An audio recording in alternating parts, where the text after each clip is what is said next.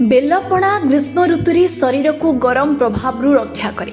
Dehydration, heat stroke, gas, कोष्ठकाठिन्य और बदहजमी को रोकी थाए।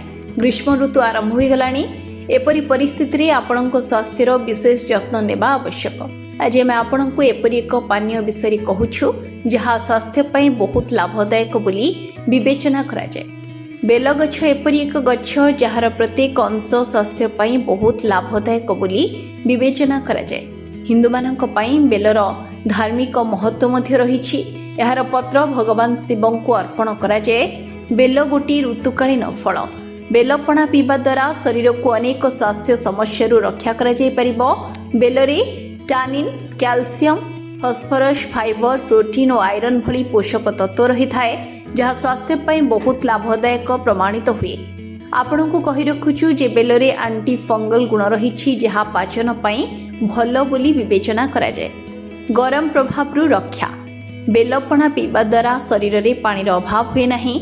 यह व्यतीत यह डिहाइड्रेशन और हीट स्ट्रोक भली समस्या को रोकिबारे मध्य सहायता करिथाए। पेट सुस्थ रखे बेल। बेल रस पीवा द्वारा गैस, कोष्ठकाठिन्य और बदहजमी समस्या मुक्ति मिली थाए। जदि आपण पेट संबंधी समस्या रे पीड़ित तेबे आपण बेल जूस पी परिबे। रक्तचाप।